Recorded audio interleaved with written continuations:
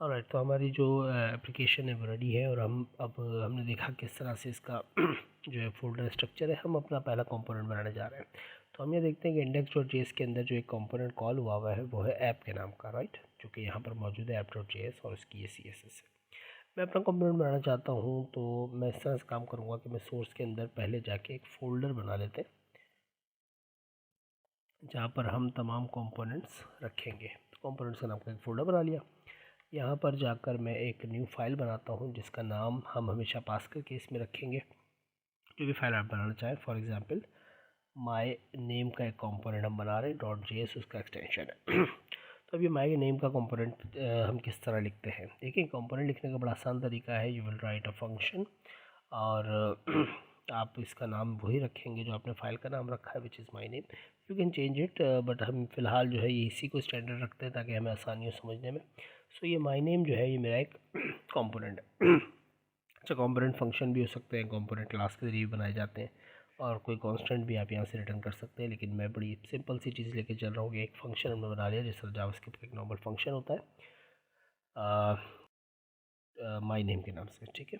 और हमने यहाँ पर एक्सपोर्ट करना, इसको ज़रूरी है, एक्सपोर्ट डिफ़ॉल्ट माई नेम, ठीक है।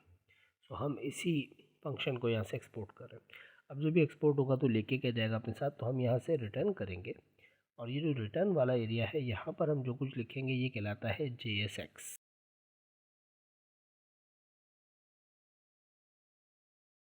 तो यहाँ पर हम क्या करेंगे कि यहाँ पर हम ज़रूर एक टैग रिटर्न करेंगे, बड़े बड़े एक एम्प्टी टैग हो, ठीक है। क्योंकि यहाँ से जब हम रिटर्न करते हैं तो अगर मल्टीपल वैल्यूज़ रिटर्न, मल्टीपल चीज़ें रिटर्न करनी है तो उसको आप एक कंटेनर टैग में ज़रूर रखते हैं।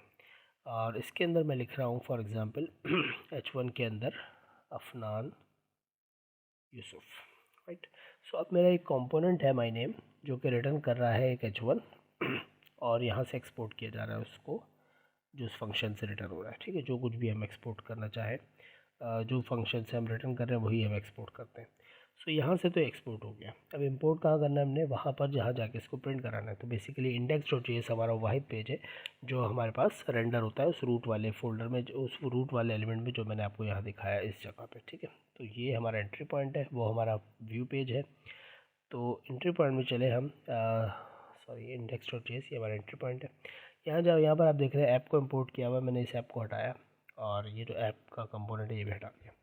मुझे अब अपना कंपोनेंट यहाँ यूज़ कर रहा है। मैं कैसे इस्तेमाल करूँगा, मैं कहूँगा इंपोर्ट, मेरे कंपोनेंट का नाम है माई नेम। तो जैसे आप देखेंगे तो ये इंटेलिजेंस से खुद ही इसको इंपोर्ट कर लेगा। अगर ये खुद इंपोर्ट ना भी करे तो आप लिख सकते हैं माई नेम फ्रॉम, और फिर आप उसका पाथ बता देंगे कि हमारे कंपोनेंट वाले फोल्डर के अंदर माई नेम का नाम का कंपोनेंट मेरा मौजूद है। इसको इस्तेमाल करने का तरीका भी आप देखें, अगर मैं पेज पे जाऊँ तो पेज खाली है क्योंकि यहाँ पर कोई कंपोनेंट कॉल नहीं हुआ इस रेंडर वाले एरिया में। यहाँ पर मैं माई नेम का कंपोनेंट कॉल करके इसको बंद कर देता हूँ। नाउ यू विल सी, या हेयर अफनान यूसुफ हमारे पास ये रिटर्न हो गया, जो कि माई नेम के कंपोनेंट से हमें रिटर्न हो रहा है। देख रहे हैं, माई नेम के कंपोनेंट से रिटर्न हो रहा है H1 में अफनान यूसुफ। इसको हम एक्सपोर्ट कर रहे हैं, index.js पे आके हम इसको इंपोर्ट कर रहे हैं, और यहाँ पर हम इसको डिस्प्ले करवा रहे हैं अपने index.js के अंदर। आप ये देखेंगे कि ये कंपोनेंट है, ये कंपोनेंट अपना आउटपुट दे देता है। अगर मैं इसको साइड बाय साइड रखूँ और मैं आपको कुछ दिखाने की कोशिश करता हूँ, if I can place it, या नाउ अब देखें, क्योंकि ये कंपोनेंट है, ये एक बार कॉल किया मैंने कॉपी किया, मैंने दोबारा कॉल कर दिया, तीसरी बार कॉल कर दिया, सेव करते हैं। तो अभी देखें ये कंपोनेंट हमारे पास 3 बार यहाँ पर प्लेस हो चुका है। अगर हम इसके बीच में कोई HTML वगैरह डालना चाहें, for example this is my paragraph text another, save किया मैंने। तो अब आप देखेंगे यहाँ पर कि ये एक कंपोनेंट है, फिर ये मेरा पैराग्राफ जो मैंने स्टैटिक लिखा हुआ है, और फिर एक कंपोनेंट, और फिर दोबारा एक कंपोनेंट। तो एक्चुअली जो कंपोनेंट बनाने का फ़ायदा है वो आपको अब नज़र आ रहा होगा कि कंपोनेंट किस तरह से हम रीयूज़ कर सकते हैं अपने कोड के अंदर। और तो इट्स अ बेसिक कंपोनेंट, बड़ा ही बेसिक सा कंपोनेंट था जिसमें हमने H1 रिटर्न किया। So if I want to make some different thing like a paragraph tag and some text, this is testing from component, और मैं इसको सेव करता हूँ। तो अब आप देखें कि हमारा कंपोनेंट जो है वो 2 टैग्स पर मुश्तमिल है। एक पहला टैग H1 का, दूसरा टैग पैराग्राफ का। फिर ये जो पैराग्राफ है ये हमारा index.js से आ रहा है जो यहाँ लिखा हुआ है। उसके बाद फिर दोबारा एक और कंपोनेंट पूरा, और फिर एक और कंपोनेंट।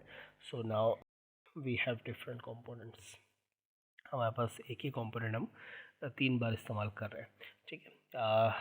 This is fine. और ये एक ही चीज़ रिटर्न कर रहा है क्योंकि हमने यहाँ से डायरेक्टली एक स्टैटिक सी जो HTML है वो रिटर्न की हुई है। Let's talk about some CSS first. CSS हम इस पर कैसे लगाते हैं ये बात भी हम यहीं पर कर लेते हैं। हम अपने कंपोनेंट के अंदर ही एक CSS की फ़ाइल बना लेते हैं। आप कहीं भी इसको बना सकते हैं, आप चाहे एक फ़ोल्डर सेपरेट कर लें। मैं यहीं पर एक फ़ाइल बना रहा हूँ, कोई भी इसका नाम रख लें। मैंने इसका नाम my name.css ही रख लिया ताकि ये कन्फ्यूजन ना हो कि ये CSS किस फाइल की है, और उसी लेवल पे इसको डिक्लेयर किया। अभी जो CSS फाइल है इसके अंदर फॉर एग्ज़ाम्पल मैं H1 को कोई स्टाइलिंग देना चाहता हूँ। फॉर एग्ज़ाम्पल मैं इसका कलर जो है वो रेड करना चाहता हूँ, तो मैं इसको इस तरह से, this is something like that, ये एक रेड कलर मैंने इसको दे दिया। अब ये इस H1 पे अप्लाई कैसे होगा, यहाँ पर कैसे अप्लाई होगा, अब देखें तो आउटपुट कोई फ़र्क नहीं पड़ा।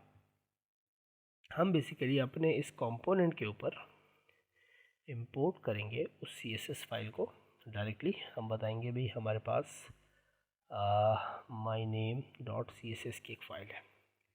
जब हम इसको इंपोर्ट कर लेंगे तो अब ये CSS हमारे ऊपर इफ़ेक्ट करना शुरू कर देगी।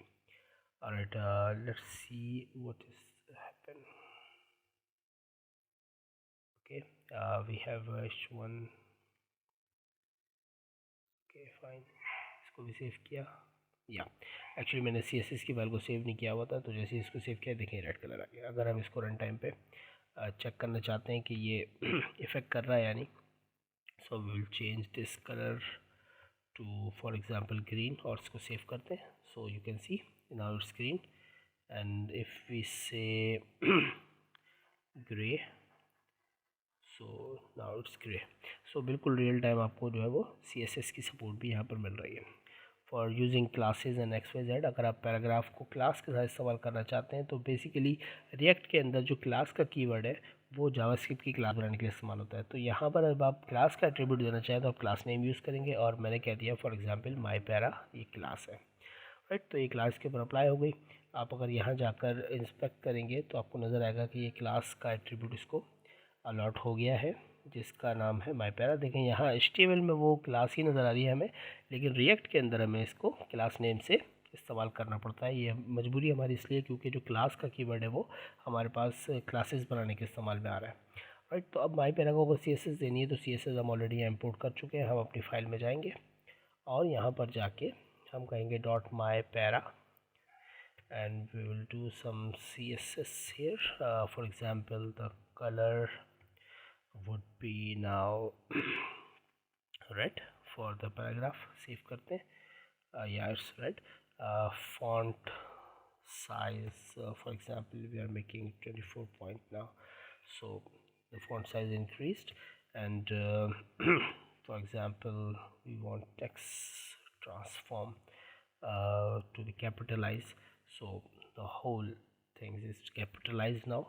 If we need it to be, actually ये सारे हमारे पास टेक्स्ट ट्रांसफॉर्मेशन है, lower case, upper case, camel case. अगर अपर केस कर दिया तो सारा अपर केस हो गया। दिस इज़ व्हाट कि हमारी CSS बिल्कुल परफेक्ट चल रही है। So it's an small component that we just created, और उसके बाद हमने उसको CSS भी अप्लाई कर दी। सो इस तरह से हम बड़े आसानी से कंपोनेंट बना सकते हैं।